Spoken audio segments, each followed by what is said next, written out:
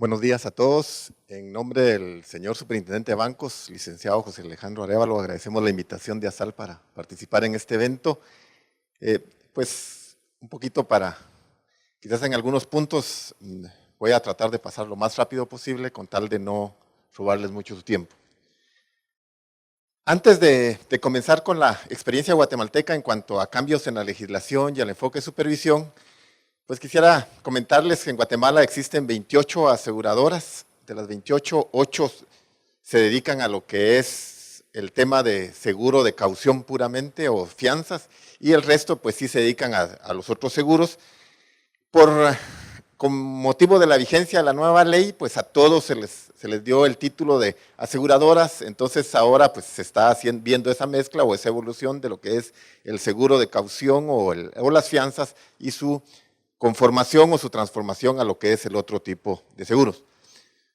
El otro tema muy importante es que se le llama Superintendencia de Bancos, pero igual que en otros países de Latinoamérica, la Superintendencia de Bancos pues supervisa no solo bancos, sino que supervisa el sistema financiero en su conjunto. Y es ahí donde viene la primera pregunta: ¿por qué cambiar las leyes? ¿Por qué hacerlo? ¿Por qué modificar la legislación en el caso de Guatemala o en el caso de nuestras regiones? ¿Solo lo vamos a hacer por una moda o lo vamos a hacer porque es una necesidad?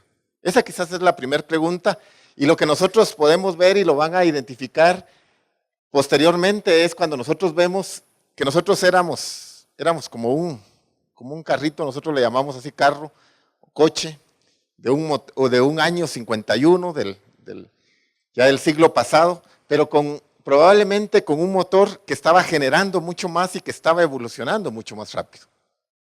Pero por el otro lado también nos dábamos cuenta que podríamos estar ya con un carro muy moderno, pero con un motor muy antiguo. ¿Y por qué nos queremos referir a esto? Porque lo que nosotros podemos ver es que hay una parte que es la regulación o el costo regulatorio, o lo que tiene que ver, y que muchas veces se va quedando muy pequeño a las condiciones, a lo que es el motor y a lo que está moviendo, que sería el mercado y el desarrollo de la actividad. Entonces principalmente a nosotros nos sucedía que teníamos que nuestro esquema, nuestra figura se estaba quedando muy pequeña en función de todo lo que era el mercado. Claro, podría haberse dado a la inversa, donde ese marco regulatorio tiende a ser mucho más amplio que las condiciones del mercado. Y es ahí donde surge la primera inquietud: ¿por qué cambiar la ley? ¿O nos vamos a adecuar a los estándares internacionales solo porque existen? Se habló del término tropicalizar. Nosotros lo usamos un poquito a los guatemaltecos, generalmente nosotros decimos que somos chapines, entonces decimos, en lugar de tropicalizar, decimos chapinizar algo. Y entonces un poquito el término va en función de qué hacer entonces para poderlo hacer. Y un poquito el tema es llegar a un marco en el que podamos estar, en el que se pueda tener un marco en el que tanto la regulación como el mercado sean casi de la misma dimensión. Probablemente no lo vamos a lograr, pero que sí estén en la misma dimensión para que nos permitan ir trabajando juntos, y sobre todo considerando en el caso de nosotros, de la misión de la Superintendencia de Bancos, que es promover la confianza en el sistema financiero supervisado. Y esto, pues generar esa confianza, pues conlleva muchas cosas. En esta primera parte, que son las tendencias, pues no me voy a referir mucho a ello. Cada vez vemos más la liberación de los mercados financieros, avances tecnológicos para la venta de seguros, la interdependencia del mercado internacional, la diversificación de productos y servicios, la inclusión financiera, y un término muy de moda, diríamos, es el tema de educación financiera actualmente. En el otro tema un enfoque de gestión de riesgos. Cada vez es más complicado para los gestores de las entidades. Ya no solo es cumplimiento de normativas, sino en muchos casos es la evaluación de los distintos riesgos que están viendo, una mayor profesionalización, un mayor interés en control de operaciones ilícitas, que tiene que ver con el tema del lavado de dinero, y las nuevas estrategias de competencia. ¿Cuáles son los retos que nosotros vemos en el caso de la actividad aseguradora, en el caso específico de Guatemala? Pues primero es nuevos competidores. Había una presencia muy fuerte de aseguradoras con presencia internacional que querían llegar a Guatemala y existían limitaciones legales que afectaban ese tema. Luego, medios novedosos para la realización de negocios, ya no es solo el intermediario de seguros tradicional, sino que ya vemos otros medios novedosos como lo que tiene que ser bancas seguras o lo que tiene que ver con el tema de Internet. Clientes más exigentes. Un cliente que requiere mucho más cosas, un cliente que ya no solo recibe la póliza y cuando sucede el siniestro va a tener alguna intervención con la aseguradora, sino que ahora un cliente que está dándole mayor seguimiento a la situación. La globalización de las empresas y de la regulación, esto tiene que ver que a nivel centroamericano, pues ya muchas empresas de presencia internacional ya no solo tienen presencia en México, sino que tienen presencia en México y toda Centroamérica o incluso Colombia. Entonces esto nos hace que tenemos que ver una regulación que no conlleve el arbitraje regulatorio, tasas de interés bajas a nivel general, que pues tiene que afectar la rentabilidad de las empresas aseguradoras y nuevos riesgos y necesidades de los clientes. Cada vez vemos nuevos riesgos, cada vez hay nuevas necesidades donde los clientes quieren asegurar aspectos o riesgos que antes no se tenían considerados y que ahora pues ya constituyen una nueva oportunidad incluso de negocios. Entonces, ¿qué vamos a decir de la legislación Guatemala? ¿Cómo estaba ese carro, ese vehículo? ¿Cómo estaba ese vehículo? Pues ahí, como lo decía, data del año 1951. La modificación a la legislación se da en el año 2010 y teníamos una regulación que venía del año 51, como derivado del proceso de liberación de la modernización financiera a nivel internacional. También en Guatemala en el año 1989 se define una matriz de modernización financiera que incluye lo que es la parte de la actividad aseguradora. Luego vemos un marco rígido totalmente porque cualquier modificación requería ir al Ministerio de Economía, al gobierno central y hacía los cambios mucho más difícil para cualquier cambio. Las funciones de supervisión y regulación estaban separados, lo que era supervisión lo miraba la Superintendencia de Bancos dependiendo de la Junta Monetaria y lo que era el tema de regulación iba más por el lado del Ministerio de Economía dependiendo directamente del Congreso, de la Presidencia y por ende tendría que llevar cualquier modificación a lo que era el Congreso de la República. Luego también teníamos un mercado conservador y poco desarrollado, nosotros tenemos una penetración alrededor del 1.3% del PIB, bastante baja, pero también con una oportunidad muy grande para lo que es el sector.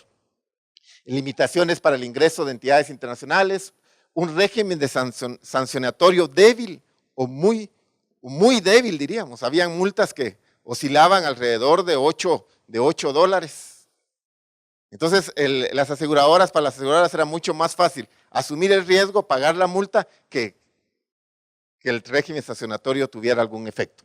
Y luego la carencia de un esquema de salida, era bastante difícil que se diera un esquema de salida ordenado y que no afectara la estabilidad del sistema financiero en su conjunto, y luego limitaciones en cuanto al enfoque de supervisión porque se quedaba como una parte puramente de una verificación de cumplimiento.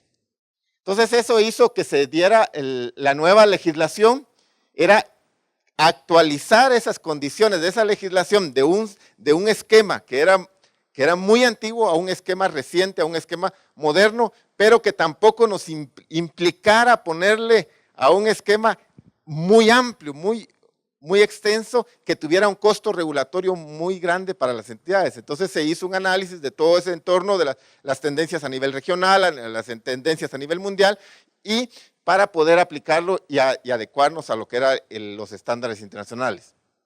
También era importante tener un sistema de seguros confiable, solvente, moderno y competitivo, que pudiera estar a nivel de la región y que pudiera darle oportunidades a las aseguradoras internacionales de poder ingresar y de poder estar en el mercado, y que se pudieran tener el desarrollo de productos y propiciar ese mercado, que se desarrollara ese mercado, que ese motor que está generando el esquema, el negocio, pues se pueda involucrar cada vez más y pueda desarrollarse de tal forma que pueda concentrar funciones de regulación y supervisión en un solo ente para que pudiera regularse de mejor forma y supervisarse. Implementar regulación prudencial de los riesgos asumidos, donde ya la participación, y lo vamos a ver al final, donde la participación de los consejos de administración del gobierno corporativo es muy relevante, porque ya no solo se trata del cumplimiento, o como normalmente lo decimos, que cumplimiento se refiere a la unidad de dos palabras, cumplo y miento. Entonces, ya no solo eso, sino que fuera un tema que fuera donde estuviera la responsabilidad del Consejo de Administración de la alta gerencia.